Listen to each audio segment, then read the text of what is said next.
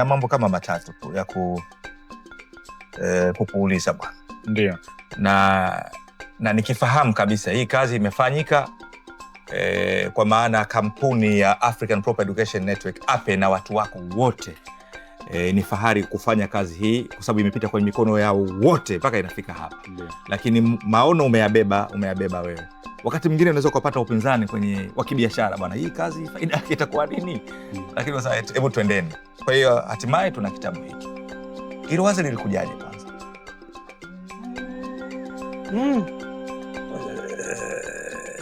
Ni ngumu kujua wazo limekujaje. Mawazo haya kuweza kujua yametoka wapi ni ngumu, lakini tuna kazi kama Hidaya. Ndio. Ukiona umri wa Hidaya kwanza tumetoa ni ya Shaban Robert. Nadhani sasa itakuwa na mwaka wa 3. Kwanza kaona ni kama kitu kile. Ni wazo limebadilika tu sura. Tukaona speed ya Hidaya kuwamaliza wote inakuwa ngumu. So Hidaya ni mradi ngumu na gharama, na huko kidogo yani sisi mpango wetu ni kila mwaka tunatoa Hidaya. Kwa sisi tukaona tuna uharaka wa kuja na njia nyingine ya kusema tunachotaka kukifanya kwa kasi zaidi. Kwa hiyo niseme ni wazo lile ile itakuwa ni Hidaya ya waandishi wote kama ndivyo hivyo. Yeah. Na tunapokea maelekezo kwenye ofisi za juu. Tunataka kupata maelekezo kwenye ofisi kutoka juu.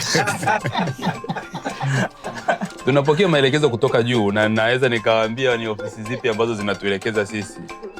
Ukisoma maneno ya Shaban Robert mfano, anasema mauti umbadilisha mwandishi kuwa vumbi tupu kaburini, lakini mchoro alioandika wakati wa uhai wake umfanya adumu milele na milele.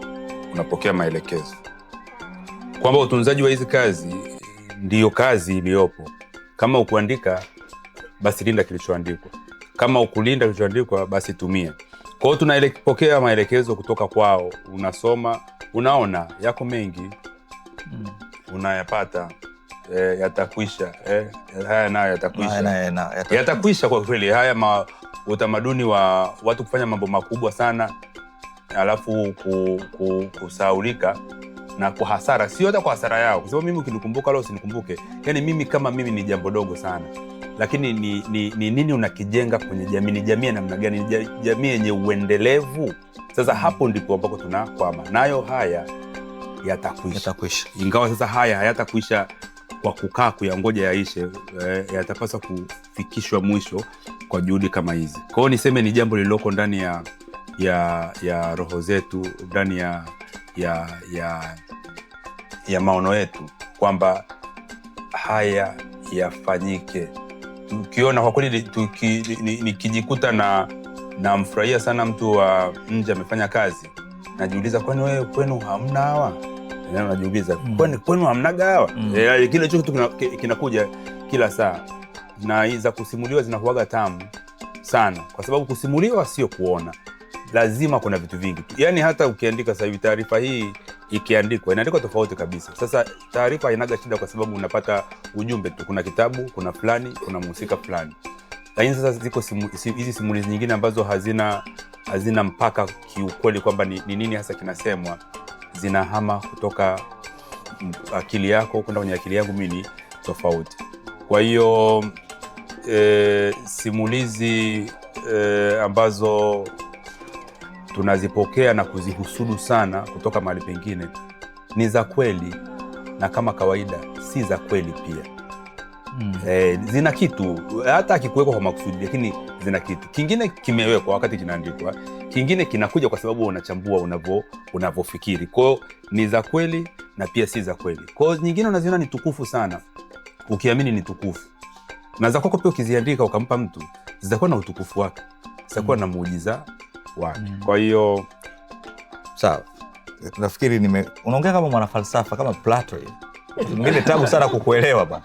Sasa swali la pili katika yale matatu, Mwalimu Nyerere yuko humu na wengine hawajui, hawana habari kabisa uhusiano wake, nasaba yake na lugha, nasaba yake na fasihi ya Kiswahili. Pengine maswali yatakuja, Mwalimu Nyerere amekuja hapa ameingiaje katika orodha hii ya waandishi wa fasihi na yeye kachopekwa hapa? Kwani kaandika nini hasa cha kifasihi? Nini sasa kimekusukuma Mwalimu Nyerere kuwamo hapa katika hawa? Mchango wa Mwalimu Nyerere si wa mchezo, ni mkubwa, ambao kwa mtu yeyote anayependa kujifunza kutoka kwa wenzake, Mwalimu Nyerere ni somo. Na hata tunapoanza kutoa maelezo ya Nyerere tunasema hatuzungumzi kuhusu Nyerere kama rais. Hayo yameandikwa mengi, yanaendelea kuandikwa. Ndio. Nafasi ya Mwalimu Nyerere, kumbuka hichi Kiswahili kwanza kilikuwa kinasimamiwa na Jumuiya ya Afrika Mashariki. Kipindi kile kilikuwa ni kama ni taasisi, profesa kwa anaitwaje tena? Kamati ya Lugha ya Afrika Mashariki. Kwa hiyo tulipopata uhuru, walikuwa wana uwezo wa kuichukua ama kutokuichukua na kuipa maono ama yale yaliyokuwa inayo mwanzoni ama kuyabadilisha. Kwa hiyo katika viongozi wa Afrika Mashariki aliamua kuikamata wa kwanza ni Nyerere, akaiendeleza. Wakati huo lugha kuu inayotumika shuleni kisera ilikuwa ni lugha ya Kiingereza. Kiswahili kilichokuwa kinajifunzwa kama kilikuwepo, kilikuwa ni kwa ujumla katika madarasa madogo, madarasa ya chini, lakini hata sekondari za juu hapakuwa na Kiswahili. Kwa mwaka 68 nadhani 69, serikali ya Tanzania wakati wa utawala wa Mwalimu wakatangaza kwamba itakwenda kufundishwa kidato cha 5 na cha 6. Hilo sio swala tu la kurupuka, kwa sababu anakuwa mtu wa kwanza kusema kwamba somo hili lifundishwe A-level, akiwa na option ya kutokufanya hivyo.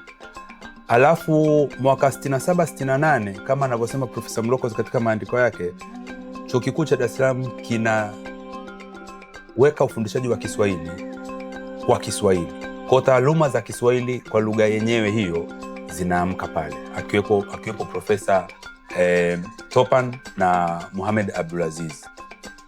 Haya mambo yanaanzia kwa kiongozi, kwa sababu Afrika Mashariki inaonekana na ilikuwa inawatawala na ilikuwa ina vyuo vikuu, lakini hapo ndipo ambako mambo yalianza. Taaluma zile zikaendelea. Wako walimu ambao walikuja kufundisha chuo kikuu, lakini ilivyowekwa tu form 5 na form 6 wakatumwa kwenye zile sekondari ambazo zilianzia. Huu mchango si mdogo. Nyerere akaanza kufanya tafsiri. Kati ya tafsiri za mwanzoni kabisa za Kiingereza kwenda Kiswahili, Nyerere anabadilisha Mabepari wa Venisi ambao ni Merchants of Venice. Kama kiongozi wa juu ambaye ana shughuli zake nyingi sana, akifanya kazi ya kutafsiri kazi, ndio maelekezo yale tena unapaswa kuyasikiliza. Hivi kati ya vitu vyote vya rais kufanya ni kutafsiri kazi. Kama ametafsiri basi jua ni jambo la msingi. Na katika maneno yake Nyerere anasema, na mimi nitakusomea hapa kitu cha ajabu ambacho sio cha ajabu kama cha ajabu, lakini kinaweza kikakushtua kidogo. Nyerere anasema, wako watu wasiosadiki kwamba jambo lolote la maana linaweza kuandikwa kwa Kiswahili, lakini si kweli kusema kwamba Kiswahili kilichopo hakiwezi kikatumiwa katika uandishi wa vitabu mbalimbali kuhusu mambo ya utaalamu. Mwaka 66 ndicho hicho chokifanya kwenye kutafsiri, kukuonesha kwamba kazi hii ya Kiingereza na umaarufu wake yote naweza nikaika kwenye Kiswahili. Kwa hiyo anaonesha kwa mfano kabisa kwamba kazi inawezekana, whether yeye ni mbunifu au sio mbunifu au nini, na mbunifu pia kwa namna yake. Kwa hiyo Nyerere ametengeneza mazingira ambayo yameweza kukuza na kulea sehemu kubwa sana. Unaweza ukawagusa sehemu kubwa sana ya wanafasihi na wataaluma ambao wako hapo na ambao wamejulikana duniani na wanaosomwa mpaka leo kwamba ni wachangiaji wakubwa wa Kiswahili katika mazingira ambayo serikali ya Tanzania wakati ule ilizaa hawa watu. Unaweza ukamtoa Nyerere kwenye historia, unaweza ukajiharibisha kumtoa. Zile taaluma za Kiingereza za Kiswahili pale chuo kikuu zikiondolewa na tataki ikaondolewa, sidhani kama tutakuwa hapa tulipo.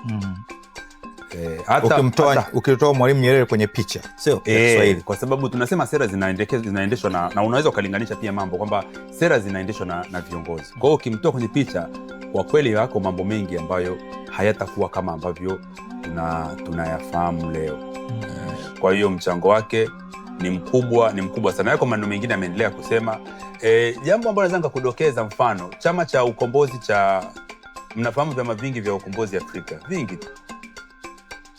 Ni kipi ambacho kina jina la lugha yao? Yaani mfano kule South Africa, ni chama kipi cha ukombozi ambacho hata kama ni baadaye kilikuja kupewa jina lake, jina la lugha? Karibu vyama vyote ni vya Kifaransa ama Kiingereza. Umeona? Isipokuwa CCM. Lakini chama cha TANU kikaja kubadilishwa jina, kikaitwa kwa jina lile jina la Kiswahili, na vyama vingine vikafuata namna hiyo. Unaweza kuona sio picha ndogo. Hata kwa mpuuzia mambo unaweza kuchukulia kwamba ni kawaida, umezoea. Si kawaida sana. Kwa hiyo mchango wa Mwalimu Nyerere, na hata ukisoma hapo, mimi nasema ni mkubwa kupindukia. Profesa Penina, unaweza ukasema jambo. Mimi kwa kweli kwa nilichokifanya, nimeona ukimtoa Nyerere Kiswahili kitaendelea. Lakini ile hamasa, unajua mwanzo nilisema wengi utawakuta hapo, nusu ya walioko hapo wana jina profesa mbele yao. Sio lazima kwamba wameandika kwa uprofesa wao. Hawa ni wabunifu, wameandika kazi. Ndio. Lakini inakuonyesha kuna kiota fulani, na kama wote wamepita kwenye kiota kimoja, inabidi uelewe tu kwamba kile kiota kilikuwa kina mchango mkubwa. Sawa. Sasa swali la mwisho, alafu nitaruhusu kama katika mazungumzo haya limetokezea jambo ambalo katika mazungumzo ya dakika moja mtu hakupata nafasi ya kulisema, lakini amelikumbuka. Nitaruhusu hilo, alafu tutafunga. Sasa zimekwenda na nyinyi mmekaa muda mrefu sana hapa. Sasa la mwisho ni kwamba dunia imehama siku hizi, imekwenda zaidi kwenye digiti, usomaji, kila kitu kimehamia huko. Hichi ni kitabu muhimu sana kwa maoni yetu karibia wote hapa katika jopo hili. Tunatarajia ama mipango tayari APE imeshafanya hiki kiwe kinapatikana kwenye majukwaa ya kidigiti kwa urahisi zaidi na kuwafikia watu wengi zaidi duniani kuliko ukikuta katika maduka machache ya APE au maduka mengine ambayo tunaweza tukaingia ndani kukipata. Kuna chochote mmeanza kufikiria?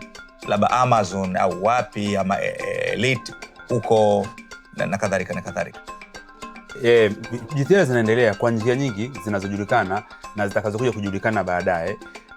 Ndugu Majid, ulikuwa sehemu ya ile jitihada kama hii ya sauti ya mtunzi, kwamba tulihoji zaidi ya watu 120. Kwa sauti tunazo, maelezo tunayo na yako mtandaoni.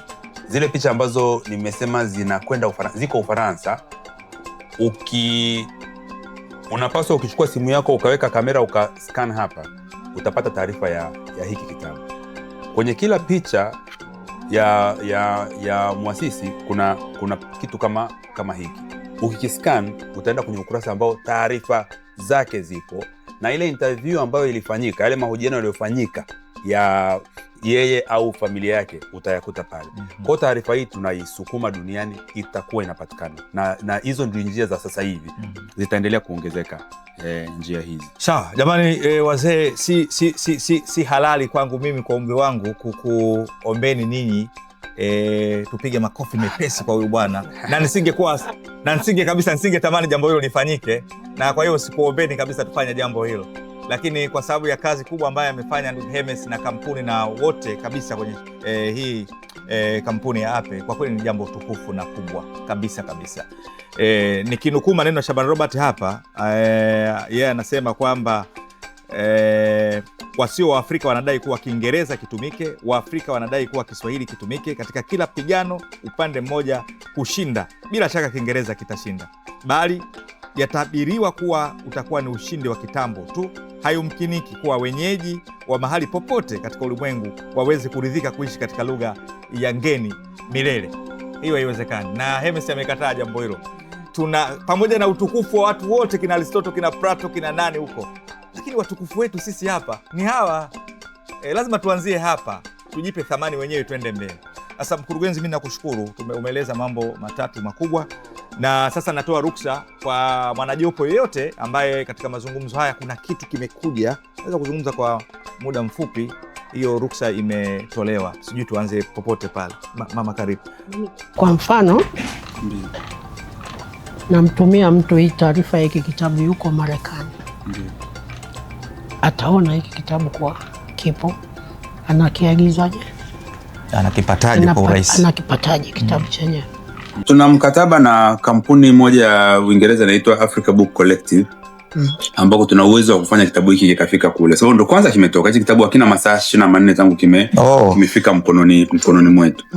Tutapima ushirikiano wetu nao. Inawezekana kabisa kikafika kule. So wale wanasambaza the rest of the world. Na pia sisi tuna mtandao wetu ambao vitabu vinapatikana. Maana mtu anaweza akakiona, akakitafuta mtandaoni, akalipia, kikafunguka. Akakisomea huko. Sasa tutapima mojawapo ya hayo. Ndani ya mwezi mmoja tutatoa mwongozo wa kote ambao kinapatikana. Nadhani tutatumia njia zote mbili. Kwenye mtandao wetu ni muhimu ili mtu aweze kusoma. Ingawa taarifa hizi zote tumefanya kwamba yale maelezo ya mwandishi, sababu tunao mfumo ambao una taarifa, ina majina ya waandishi wetu wengi. Sasa hizi taarifa za kwao pia tunaziongeza pale. Kwa hiyo una uwezo wa kupata taarifa ya mtu kwa kwenda kwenye jina lake, ukaangalia kazi zake. Kwa hiyo kwenye mtandao inakuwa rahisi kwamba nitamwona Profesa Penina, maelezo yake haya, alifanya interview, haya ndo anayosema yeye, kazi zake hizi utaziona, maelezo ya kazi zake haya hapa, kwa lugha ya Kiingereza, kwa lugha ya Kiswahili, kwa lugha ya Kifaransa. Ndio jambo kubwa hilo Sawa. Profesa Mtembe. Mimi na mambo mawili. Jambo la kwanza ni kuhusu Mwalimu Nyerere, na watu wengi wanapozungumza Mwalimu Nyerere kwa kweli wanamsukuma zaidi kwenye Kiingereza. Wote tulikuwa tunadhani hivyo zaidi, lakini pia mwalimu ni mwalimu wa Kiswahili, alikuwa mwalimu wa Kiswahili. Katika kitabu alichoandika Pius Msekwa ameandika kabisa kwamba mwalimu wake wa Kiswahili alikuwa Mwalimu Nyerere. Ameandika Kapugu na nini, kila kitu. Ni taifa ndogo sana ambazo hazienei mali kwingi, kwa sababu watu wengi wameshajua kama mwalimu wa Kiingereza. Na kazi aliyoandika kina Profesa Shivji, Profesa Saida Othman na Mwanza Kamata, bibliografia ya Mwalimu Nyerere, wameandika pia kwamba Mwalimu Nyerere alikuwa mwalimu wa Kiswahili pia. Sasa hiyo lazima tuikuze ili watu wajue, sababu huko ulimwenguni wanakimbia zaidi kusema alikuwa Kiingereza. Ni kweli alikuwa na Kiingereza vizuri, lakini Kiswahili akisema. Sasa jambo la kwanza, ningedhani sisi wote hapa tukipata nafasi tulisemee sana. Sawa kabisa. Yaani ile sura ya Mwalimu Nyerere ya Kiswahili ijulikane, sio tu katika uandishi kama ambao ni vizuri, lakini pia kama mwalimu ambaye pia ndiye aliandika, kama sikosei, ule mtaala wa mwanzo kabisa. Nadhani umeeleza hivi. Ule mtaala wa Kiswahili aliandika, alikuwa anapewa kazi kwa mtaala. Kwa hiyo mchango wake ni mkubwa. Jambo la kwanza ambalo nataka niseme. Jambo la pili ni ushauri kwa kazi kama hii kubwa, na hasa nikihusisha na ile kazi ya sauti. Ukiingia katika majumba ya makumbusho huko duniani huko, kuna mahali unakwenda unakuta sauti za waandishi katika nchi hizo. Kwa hiyo ukienda unakaa sehemu fulani, unafanya kubofya tu unamsikia. Sasa nilikuwa na mawazo kwamba inawezekana watu wasiwe na nafasi kuja mpaka hapa Mbezi au mahali pengine, lakini wanakwenda makumbusho ya taifa. Pale unaweza kuwa na kibanda kako, sio kibanda, maana yake kwa una nafasi ambayo wao wanakulipa wewe kwa sababu wewe unawatangazia. Kwa hiyo kunakuwa na mtambo ambao mtu anakuja miaka 20, 30, 40 ijayo, angependa kusikia sauti ya fulani, hizo mlizo rekodi hizo. Kwa hiyo akifika pale akibofya, kumbe ndio huyo ambaye namsoma huko, wakati una miaka 70, 80 au hivi, lakini kazi yako itaendelea kuwapo kwamba sauti iko pale.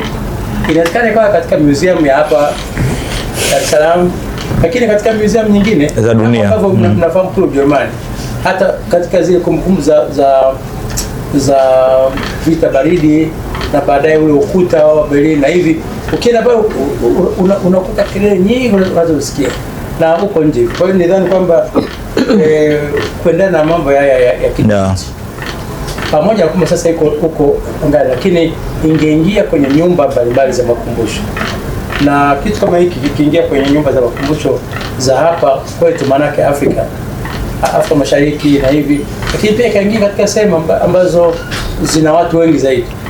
Kwanza ni sehemu ya mapato, hata kama ni 1% au 2%, lakini zaidi ni sehemu ya kueneza fasihi ya Kiswahili na waandishi wa fasihi ya Kiswahili. Kwa hiyo nikadhani kwamba ungeweza kufikiria kujitanua kwa njia hiyo ambayo wale watapata faida, lakini na wewe utapata faida angalau kidogo, na sisi Waswahili wengine tutapata faida zaidi, kwamba nafasi yetu inazidi kuenea.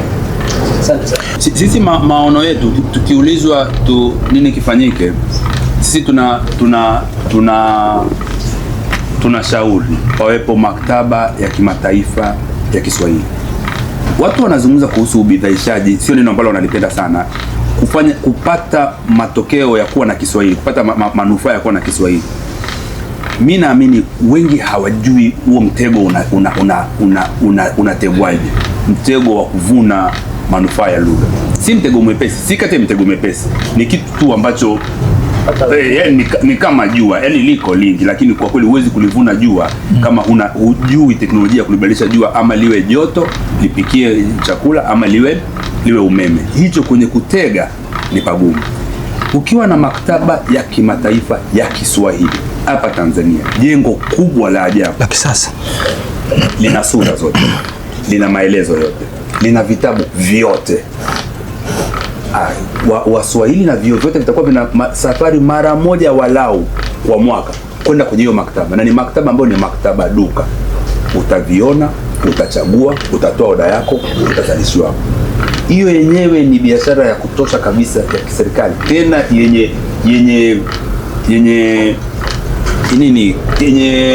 nisimeje, kama hamasa. Kuna neno napenda kutumia yani, nilikwambia Maji, Tanzania sio nchi ya kawaida sana, wala sio kisiasa. Tanzania ni nchi ambayo imeonyesha utashi kwenye mambo mengi mapema kabisa. Tanzania ilitaka kuchelewa kupata uhuru wake kusubiri uhuru wa watu wengine. Tanzania imewekeza kwenye lugha ya Kiswahili katika nyakati ambazo haikuwa mojawapo ya mambo ya msingi. Kwa watu walichanganyikiwa wakifikiri uhuru wa kupata utawala, uhuru wa kupata serikali ndio maarifa. Wakati huo Waafrika wanagundua hivyo, mzungu kashafahamu kwamba administration is an expensive project. Yaani kutawala kwa kukaa pale sio kitu tunachokitaka. Wewe unataka nini? Mimi nataka uchumi. Kwa wakati mnaachiwa bendera na mihuri, huyu anaelewa vizuri kwamba sio swala la msingi. Alilazimika tu kushinda shambani na kibarua kwa sababu ni mazao yake. Sasa hivi kuna mtu amesema kibarua mimi nitakaa naye. Mwacheni Mwafrika shambani kwake, sisi tukae mahali tu. Tanzania ilijua ikawekeza kwenye Kiswahili kwa jitihada sana. Tanzania kama nilivyosema mwanzo, ina vyama vyake vya kisiasa vya majina ya lugha yake. Waandishi wa Tanzania, dunia yote inaandika kwa Kiingereza, kwa Kifaransa, wanaandika kazi za kutosha. Yaani kazi ambazo Tanzania imezitengeneza kwa miaka 50 tangu uhuru. Sidhani kama kuna miaka mingine 50 inaweza kuzalisha kazi nyingi namna hiyo. Na siamini, sijafanya research na sio swala la kiimani, napata ni swala la kufuatilia kwamba kuna nchi inaweza ikawa ina kazi nyingi za lugha yake kwa kiasi kile. Kwa ni nchi ambayo imekuwa ikionyesha utashi wa kinamna. Kwa hiyo kuwa na maktaba ya kimataifa ya Kiswahili itakuwa ni jambo la kimkakati sana. Itakuwa ni jambo la kimkakati vibaya sana. Kama makavazi. Na hili nalijumlisha na ushauri wako Samtembe. Na chukua ushauri wako na ushauri huu na kushauri wewe sasa. Mshauri anashauriwa? Mshauri anashauriwa na yeye ni kati ya wanaoshauri. Yaani mshauri naonyesha. Sisi tulichoonyesha ni utayari wetu wa kuvunja mawe magumu yale ya chini na kuyapandisha juu. Lakini kusambaza sisi tuko wazi. Sasa kidogo ulikumcha kitabu cha Kiimbira inaitwa Ubeberu Utashindwa cha miaka ya 70. Kulikuwa kuna sura inaitwa Mwinda kawa Mwinda, Mwinda kawa Mwindwa.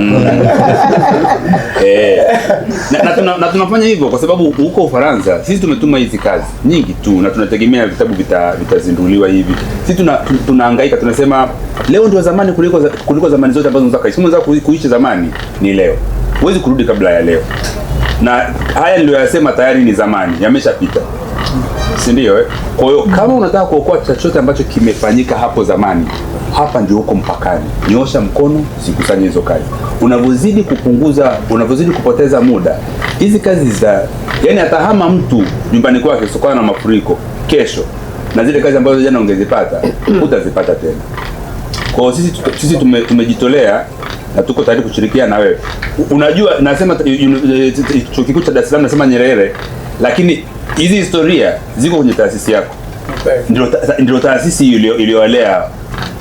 Kwa hiyo profesa, nikiendelea nitakuhamishia hapa mimi nije kukaa. Sawa, sasa mimi jamani, kwa kweli naomba turidhie, mazungumzo yetu haya ni mazuri, lakini pia hapa watu wenye umri mkubwa wamemshaka muda mrefu sana. Kwa hiyo naomba turidhie kwamba tutamatishe walau mazungumzo yetu hapa.